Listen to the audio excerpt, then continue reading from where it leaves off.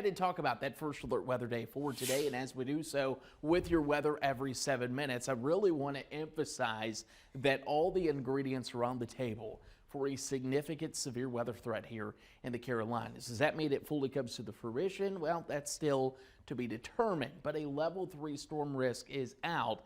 And for January, a very high severe weather storm threat for today. It's a level 3 or medium threat for severe weather, and the setup kind of replicates what we would see in the springtime. We're just lacking some of the storm fuel, but I think that will change. And the reason I say that, the rain this morning already starting to come to an end. Probably not a good sign that we want to see, as that will lift to the north. Anything of dry time and even a couple of peaks of sunshine will start to build some of that storm fuel for the storms later today and into the afternoon and evening. What I can tell you is, as we head at a lunchtime, the first rounds of storms will begin to work in.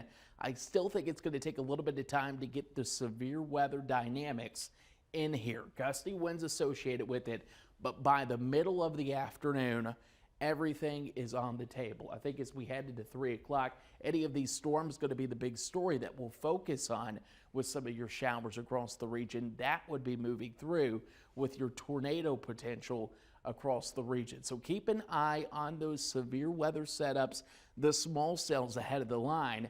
Then we get past that, and we have to focus on that main line that's going to be moving through. That would bring in the widespread wind potential for the area. So strong winds obviously still going to be the big story.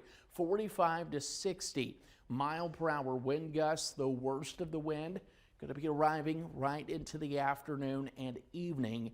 This is why, parents, I'm telling you, if you can avoid staying out until the evening commute, you're going to be very thankful that you did. Even if you just come home around lunchtime, you'll be very thankful, and we will be thankful that you listen to the forecast. Tornado threat continues to be elevated, pretty high for this time of year. We're talking 2 to 5 p.m. The highest wind gusts going to be coming, of course, 4 to 8 p.m. And let's kind of show you an ingredient that we don't often show you that much. In fact, as we go into lunchtime today, look at where the tornado potential is. Still down to our southwest. Here comes the difference, though. As we head into the afternoon, a very heightened tornado potential starts to work in, and I would say anywhere from 2 to 6 p.m. will be the best time frame for us to see a couple of isolated, maybe even potentially strong tornadoes ahead of that main line. By 7 o'clock, everything begins to shut off, and I think we're done with this first alert weather day. Good news, with a faster transition, your rainfall looks a bit lower, which we will take. 1 to 2 inches of rain across the region. Most of those rivers can handle that. If anything, they'll go to some minor river flooding. Want to let you know too, I know we have a couple of people asking. I just got a message about this on Facebook, just got a message about this on Twitter as well.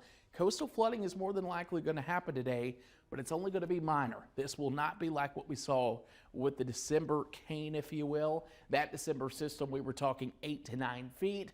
How about 7.2 feet? Coastal flooding begins at Spring-Made Pier at 7 feet. So just keep that in mind as we head toward high time this morning. And you can stay one step ahead by downloading the First Alert Weather app now.